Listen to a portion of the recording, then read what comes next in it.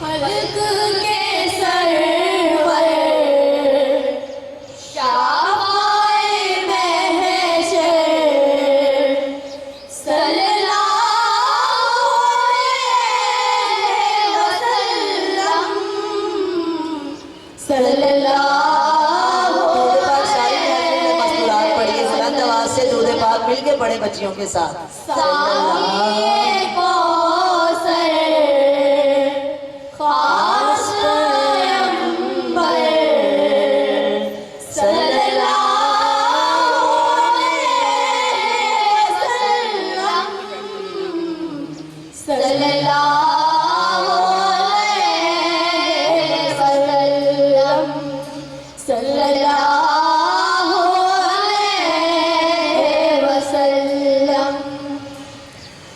صحیفہ سیرت صلی اللہ علیہ وآلہ وسلم کے اوراق پلٹ کر دیکھیے تو اخلاق عظیمہ کا ایک مکتب کھل کے سامنے آ جاتا ہے.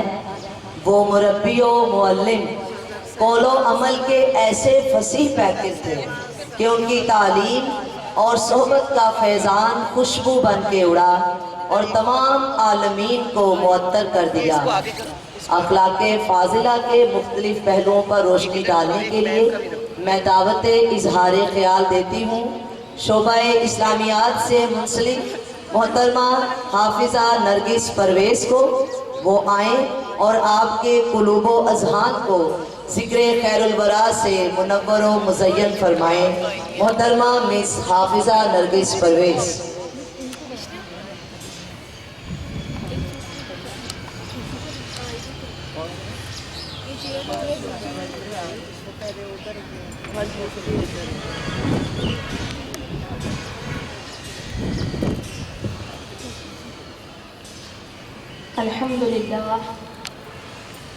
الحمد للہ رب العالمین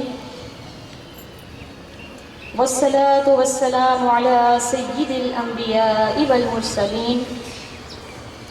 اما بعد قال اللہ تبارک و تعالی فی القرآن المجید وَإِنَّكَ لَعَلَى خُلُقٍ عَظِيمٍ. صدق اللہ مولانا العظیم. محترم و مبلغات و مسلمات، السلام علیکم ورحمۃ اللہ وبرکاتہ. معزز سامعات، اللہ جل مجدہ کا کروڑہ شکر ہے کہ جس نے اس ماہ ولادت مصطفیٰ صلی اللہ علیہ وآلہ وسلم میں ہم سب کو اتنی شاندار اور پروقار محفل میلاد مصطفیٰ منعقد کرنے کی توفیق عطا فرمائی. اللہ رب العزت آپ سب کی حاضری کو اپنی بارگاہ میں قبول و منظور فرمائے اور اس ماہ مبارک کی فیوز و برکات سے مستفید ہونے کی توفیق عطا فرمائے. نثار تیری چہل پہل پر ہزاروں عید ربیع الاول، سوائے ابلیس کے جہاں میں سبھی تو خوشیاں منا رہے ہیں. معزز سامعات، حضور صلی اللہ علیہ وآلہ وسلم کو اللہ رب العزت نے جیسے تمام صفات میں کامل بنایا ہے، ایسے ہی آقا علیہ الصلاۃ والسلام اخلاق حسنہ میں بھی اپنی مثال آپ ہیں. معزز سامعات، اخلاق خلق کی جمع ہے. لسان العرب میں علامہ ابن منظور رحمہ اللہ بیان فرماتے ہیں، اخلاق کی اور خلق کی تعریف بیان فرماتے ہیں کہ خلق پختہ عادت اور طور طریقوں کو کہا جاتا ہے، اور خلق حسنہ سے مراد نیک ہو اور اچھی خصلت ہے. اور ایک مسلمان اور مومن کے لیے عمدہ اور حسین اخلاق کا مالک ہونا بہت ضروری ہے. معزز سامعات، آقا علیہ الصلاۃ والسلام کی تعلیمات سے ہم پر یہ واضح ہو جاتا ہے کہ اخلاق حسنہ میں عفو و درگزر، صبر و تحمل، قناعت و توکل، خوش کلامی، صلہ رحمی، مہمان نوازی، تواضع انکساری اور خلوص جیسی صفات قابل ذکر ہیں. اور اخلاق رذیلہ میں یعنی برے اخلاق میں غیبت، تکبر، حسد، بغض، جھوٹ، غصہ اور بد کلامی جیسی صفات نمایاں ہیں. یعنی اچھے اخلاق کو اخلاق حسنہ کہا جاتا ہے اور برے اخلاق کو اخلاق رذیلہ کہا جاتا ہے۔ معزز سامعات، جس طرح خلق انسان کی ظاہری صورت کو کہا جاتا ہے، اسی طرح خلق انسان کی باطنی صورت کو کہا جاتا ہے۔ خلق انسان کی باطنی صورت ہے، اور آپ قرآن مجید کا مطالعہ کریں تو جا بجا اللہ رب العزت نے یہ ارشاد فرمایا ہے کہ اے بندے اپنے اندر کو پاک کر لے، اپنے باطن کو پاک کر لے۔ قد افلح من تزکا، فلاح پا گیا وہ شخص جس نے اپنے اندر کو صاف کر لیا۔ حضور صلی اللہ علیہ وآلہ وسلم کی تعلیمات سے، آپ کے ارشادات سے بھی یہی واضح ہوتا ہے کہ انسان اپنے اندر کو پاک کر لے، اپنے اندر کو صاف کر لے۔ تو معزز سامعات، اندر کا صاف ہونا کیا ہے؟ اندر کا صاف ہونا وہ خلق حسنہ ہے کہ جب انسان اچھی عادات اپنائے گا، اچھے طور طریقے اپنائے گا، لوگوں سے خندہ پیشانی سے ملے گا، انکساری سے ملے گا، کسی کو اپنے سے حقیر نہیں جانے گا، تو اس کو خلق حسنہ کہا جاتا ہے۔ اور یقیناً جو ان عادات کو اپنا لے گا، اللہ اور اس کے رسول کی رضا اس کا مقدر ٹھہرتی ہے۔ معزز سامعات، اسلام میں اخلاق حسنہ کی بہت اہمیت ہے، اور یہ اخلاق ہی ہے جو اچھا ہو جائے تو جنت تک لے جاتا ہے، اور برا ہو جائے تو جہنم اس انسان کا مقدر بن جاتی ہے۔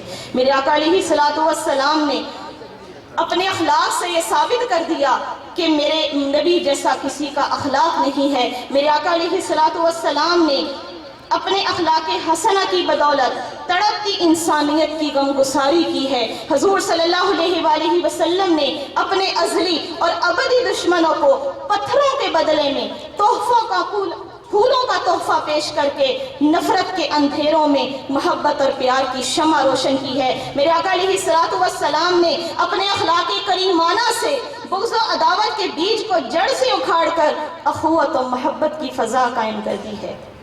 معزز سامعات، یاد رکھیے میرے آقا جیسا اخلاق کسی کا نہیں ہے۔ میرے آقا علیہ الصلوۃ والسلام نے ہمیں اخلاق سکھایا، اچھا کریکٹر سکھایا، اس کی مثال دنیا میں کہیں نہیں ملتی۔ اور حضور صلی اللہ علیہ وآلہ وسلم نے اپنے مقاصد بعثت کو بھی بیان کرتے ہوئے یہی فرمایا کہ بعثت لأتمم الاخلاق، میں اچھے اخلاق کی تکمیل کے لیے بھیجا گیا ہوں۔ حاضرین محفل، میرے آقا علیہ الصلوۃ والسلام نے جو مثال اعلیٰ اخلاق کی قائم کی، اس کی مثال آج تک نہیں ملتی، آج تک نہیں ملتی۔ میرے مصطفیٰ علیہ السلام نے بتایا کہ والدین کو بچوں سے کیسا سلوک کرنا چاہیے، بچوں کو والدین کے ساتھ کیسا سلوک کرنا چاہیے، بیوی کو شوہر سے، شوہر کو بیوی سے کیسا سلوک رکھنا چاہیے، پڑوسیوں سے کیسا حسن سلوک رکھنا چاہیے، دوستوں سے کیسا حسن سلوک رکھنا چاہیے، دشمنوں سے کیسا حسن سلوک رکھنا چاہیے۔ معزز سامعات، اور تو اور مسلموں سے، غیر مسلموں سے، جانوروں سے، چیونٹیوں سے کیسا حسن سلوک رکھنا چاہیے۔ میری عزیز بہنوں، میرے معزز سامعات، اتنی اچھی اور کھل کر اگر کسی نے حسن اخلاق کی تعلیم دی ہے تو وہ میرے مصطفیٰ سے بڑھ کر کوئی نہیں ہے، میرے مصطفیٰ سے بڑھ کر کوئی نہیں ہے۔ بخاری میں حدیث موجود ہے، میرے آقا علیہ الصلوۃ والسلام فرماتے ہیں تم میں سے بہترین ہے وہ شخص جس کے اخلاق سب سے بہتر ہیں۔ اور بخاری میں ہی حدیث موجود ہے کہ میرے آقا علیہ الصلوۃ والسلام نے فرمایا کہ بدترین ہے وہ شخص، سب سے برا ہے تم میں وہ شخص جس کے اخلاق برے ہیں۔ تو میری معزز سامعات سے ایک ریکویسٹ ہے کہ تھوڑا سا سوچیں اور غور و فکر کریں کہ آج ہم جس چیز کو اپنا حسن سمجھتے ہیں، جس چیز کو اپنی بڑائی سمجھتے ہیں کہ فلاں نے میرے سے بات کی ہے، جب تک جواب نہیں دوں گی مجھے چین نہیں آئے گا، فلاں بندہ میرے سے اس ڈر میں بات نہیں کرتا کہ میری تو اکڑ ہی بہت ہے، میں تو اس کی اخیر تک کر دوں گی، وہ مجھ سے بات نہیں کر سکتا کہ میں نے آگے سے اس کی کر دینی ہے، ہم اس کو اپنی بڑائی سمجھتے ہیں۔ حالانکہ میرے نبی نے فرمایا کہ سب سے برا ہے وہ شخص جس کے رویے سے لوگ اس کو ملنا چھوڑ دیں۔ حدیث پاک میں فرمایا سب سے برا ہے وہ شخص کہ اس کے رویے سے لوگ اس کو ملنا چھوڑ دیں۔ معزز سامعات، آقا علیہ الصلوۃ والسلام نے دردار رضی اللہ تعالیٰ عنہ حدیث کے راوی ہیں، ترمذی میں حدیث موجود ہے، میرے آقا علیہ الصلوۃ والسلام فرماتے ہیں کہ جب میزان پر اعمال تولے جائیں گے تو میزان پر سب سے بھاری چیز جو ہوگی وہ حسن اخلاق ہوگی، وہ حسن اخلاق ہوگی، اور سب سے اخلاق اللہ کو سخت ناپسند ہے۔ معزز سامعات، اللہ تعالیٰ نے جب ایمان کو تخلیق فرمایا تو ایمان نے اللہ تعالیٰ سے فرمایا کہ مجھے تقویت کے لیے کچھ چیز چاہیے، کچھ چاہیے، تو اللہ رب العزت نے سخاوت اور حسن اخلاق اس کو تحفے میں عطا فرما دی۔ اور پھر جب کفر کو بنایا گیا تو کفر نے کہا کہ مجھے بھی تکمیل کے لیے کچھ چاہیے، تقویت کے لیے کچھ چاہیے، تو پھر بخل اور برے اخلاق کو، کفر کو تقویت دے دیا گیا۔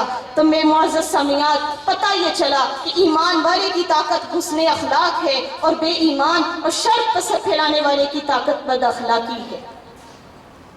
شر پھیلانے والے کی طاقت بد اخلاقی ہے۔ معزز سامعات، امام بہقی نے اس کو نقل کیا ہے۔ حضرت فضیل بن عیاض بیان کرتے ہیں کہ عرض کیا گیا یا رسول اللہ صلی اللہ علیہ وسلم، ایک عورت ہے بہت عبادت کرتی ہے لیکن اس کا اخلاق برا ہے، پڑوسی اس سے تنگ ہیں، کیا اس کے بارے میں کوئی خیر ہے؟ کیا اس کے لیے کوئی خیر ہے؟ تو میرے آقا علیہ الصلوۃ والسلام نے فرمایا اس کے لیے کوئی خیر نہیں ہے۔ پھر فرمایا گیا یا رسول اللہ، ایک اور عورت ہے، وہ نماز تو نہیں اتنی پڑھتی، مطلب وہ نوافل نہیں پڑھتی، فرائض پورے ادا کرتی ہے لیکن نوافل میں وہ اتنی زیادہ نہیں ہے، لیکن لوگ اس سے بہت خوش ہیں، اس کا اخلاق بہت اچھا ہے، پڑوسی بہت خوش ہیں اس سے، کیا اس کے لیے کوئی اجر ہے؟ تو میرے آقا علیہ الصلوۃ والسلام نے فرمایا کہ اللہ اس پر رحم فرمائے گا۔ معزز سامعات، خلیقوا باخلاق اللہ کا مطلب بھی یہی ہے کہ اللہ اور اس کے رسول کے اخلاق کے رنگ میں رنگ جاؤ۔ اس کے رنگ میں رنگنے کا حق اس کائنات میں اگر سب سے زیادہ ہے تو وہ اس عورت کا ہے، اس بیٹی کا ہے کہ جس کو زندگی گزارنے کا حق بھی نہیں دیا جاتا تھا، وہ پیدا ہوتی تو زندہ دردور کر دی جاتی تھی۔ میری بہنوں، میری ماؤں، میری بیٹیوں، اللہ اور اس کے رسول کے اخلاق میں رنگنے کا حق ہمارا سب سے زیادہ ہے، سب سے زیادہ ہے۔ اور حضور کے اخلاق اور سیرت میں ایسے گم ہو جاؤ کہ جو دیکھے وہ یہ گواہی دے کہ دیکھو رسول اللہ کی باندھی جا رہی ہے۔ اللہ رب العزت ہمیں اخلاق حسنہ پر عمل کرنے کی توفیق عطا فرمائے، اور آج کی محفل میں اللہ رب العزت ہماری حاضری کو قبول فرمائے۔ آمین یا رب العالمین، وآخر دعوانا ان الحمد للہ رب العالمین۔